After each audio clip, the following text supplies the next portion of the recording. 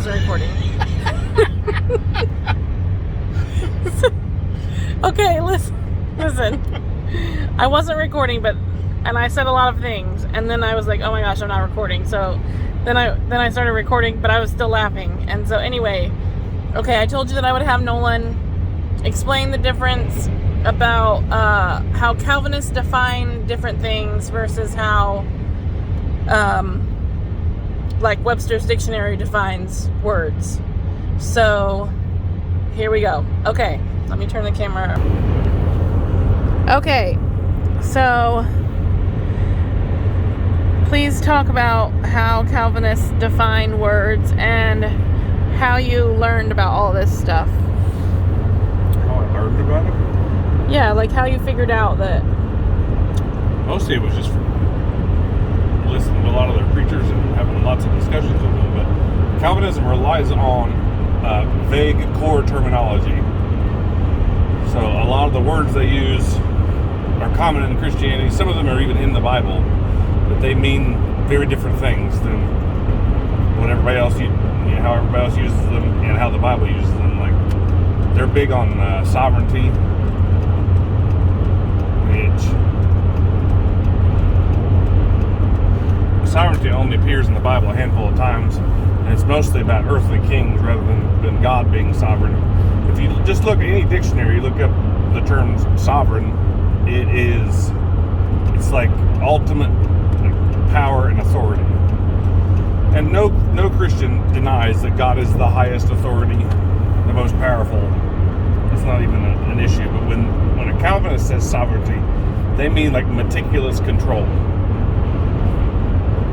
Their doctrine, if you look at a lot of their various creeds, like the Westminster Confession of Faith and the Belgian Confession, all these, that God decreed all things before he created anything. He decided all the outcomes.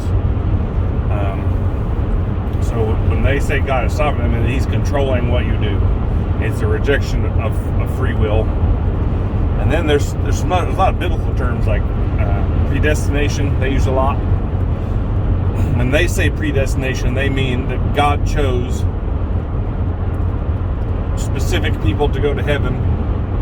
And now there's single predestination and double predestination.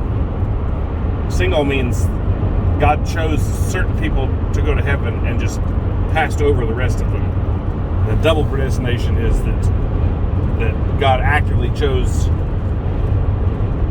that, you people are going to heaven and you other people are going to hell before anybody was born.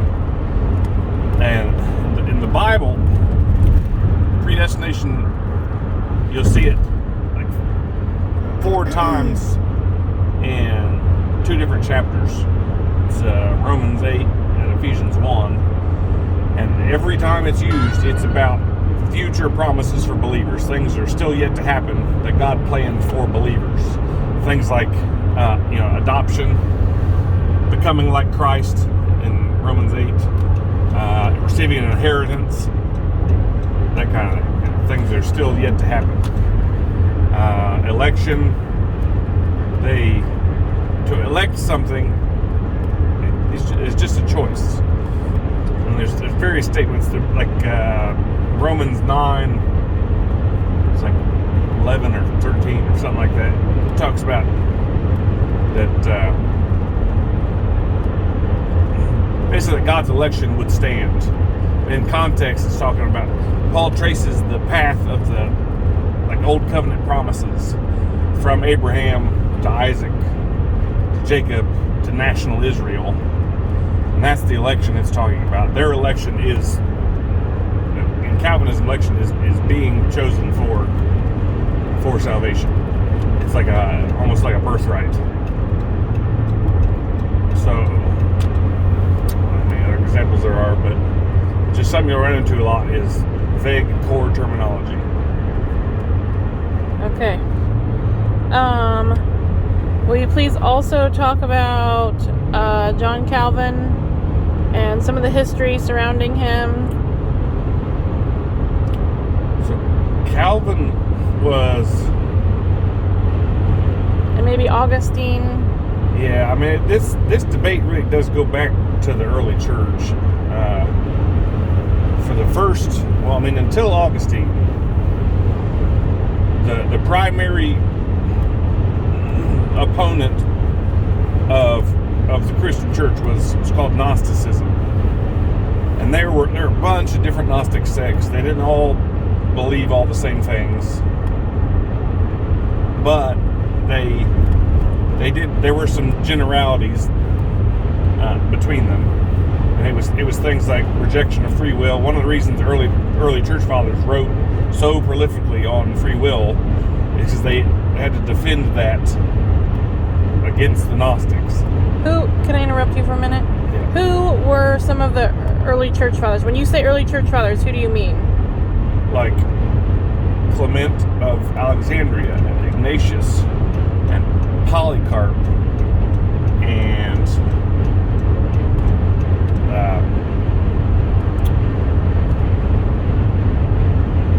there's a bunch of them. Okay. Origen,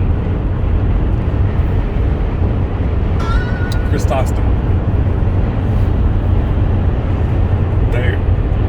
All of their writings are just full of defense of freedom. Because Arminius, Jacobus Arminius, or is no, Arminius was he was actually a Dutch reformer. Oh, okay. So you got John Calvin, and he had a protege named Theodore Beza. Okay. And Theodore Beza had a protege named Jacobus Arminius. Oh, okay. So Arminius was originally a Calvinist. Oh, okay. And he, in his studies, he was like, well, it's not quite right. Okay. And then his followers were called the Remonstrants. Oh. And they opposed Calvin. He kept some of the basic presuppositions of Calvinism. Arminianism has developed in the past 500 years, and then the Remonstrants,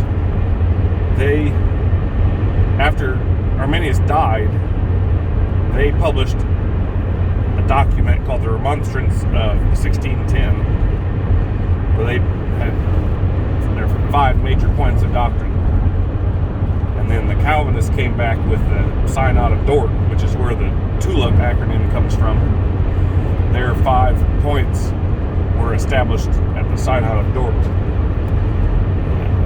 But anyway, Augustine. Yes. So the early church was unified in free will and that kind of thing. But Augustine, who that was late 4th century, early 5th century. He actually, before he joined the church, he spent about 10 years as a Manichaean Gnostic under the teacher Mani. And then he renounced Manichaeism. He joined the church. He became a bishop. He had a conflict with another bishop named Pelagius, and the debate actually began over infant baptism. So he joined the Catholic Church? It wasn't Roman Catholic. Okay. That's what you mean. Catholic was a common term. Catholic means universal. Okay. Is all that means. So the term Catholic was around then. Yeah. But the Roman Catholic, with its particular structure and power, wasn't quite formed yet. Okay. So he joined the church. He converted to Christianity. Okay. He was pretty educated. He didn't know the original language. He didn't know Greek and Hebrew. Okay. But he was able to become a bishop. Okay. So he probably knew Latin then. Or maybe they just spoke Latin back then. Okay. So this debate began with said on infant baptism, but then there are obvious implications for infant baptism, and Pelagius was kind of making him look dumb, essentially. So he started kind of incorporating some of his old Gnostic tenets. It wasn't the whole thing. He kind of plucked some of the tenets from Manichaeism out and started teaching them to justify some of the other things he was teaching. So he wanted infant baptism? Yes. And Pelagius did not? Yes. Okay, and so what are you say obvious implications, but the rest of us don't know what that means. What are the obvious implications to infant baptism? Well, the only reason you might need to baptize an infant,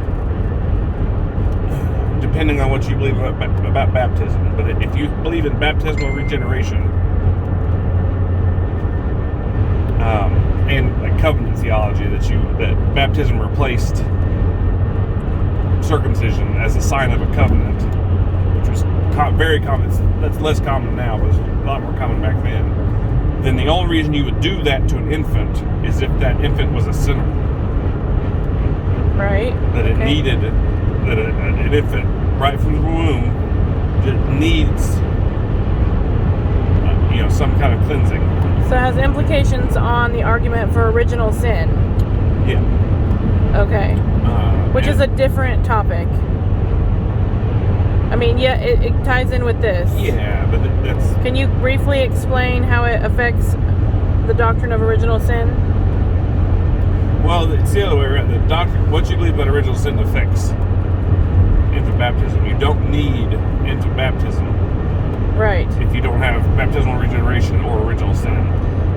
So Augustine believed that in original sin, and Pelagius did not. Well, to justify the need, that's one of the things, because the early fathers actually disagreed. Everyone thinks that the sin of Adam and Eve has some effect on us. Right. It's not either or, but even the early fathers disagreed on exactly what that was. Okay. Because you have your curses from Genesis 3. Yeah. Pain and childbirth, so it did have an effect, but inherited sin guilt was not one of them until Augustine. So if you believe in original sin, that you were as federal headship, you were in Adam. Yes. So when he sinned, you sinned, and you are born guilty of sin. Okay. And that needs washed away. Because if not, then the infant dies and goes to hell. Yeah. Okay. So you can wash that, you dunk that baby or sprinkle it. And that okay. assuages that somewhat, so they're able to. An infant and original sin does. We do not take the position of believing in original sin based on what verses and what's the other doctrine? What's the opposite of that? Well, let's get through. Okay, all right, yeah. Sorry, we're on a sidetrack. So anyway. Yeah. So Augustine started plucking these few tenets out of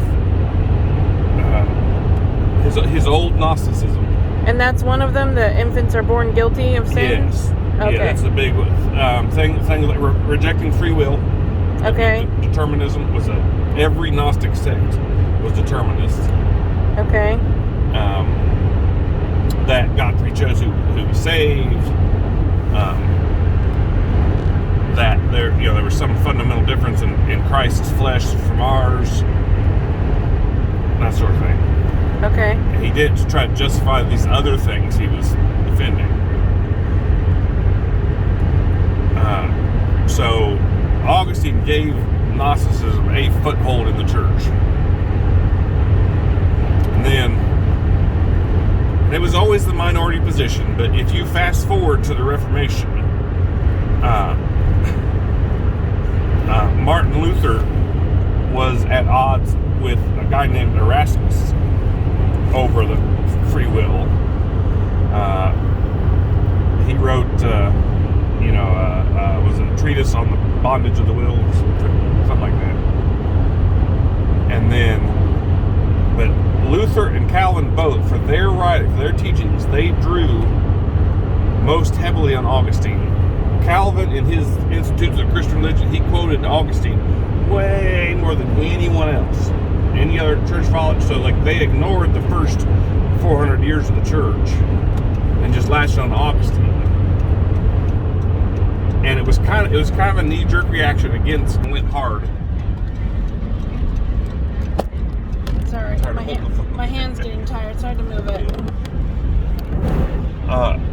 So then Calvinism was born. It's really a resurgence of just old, good old-fashioned Gnosticism.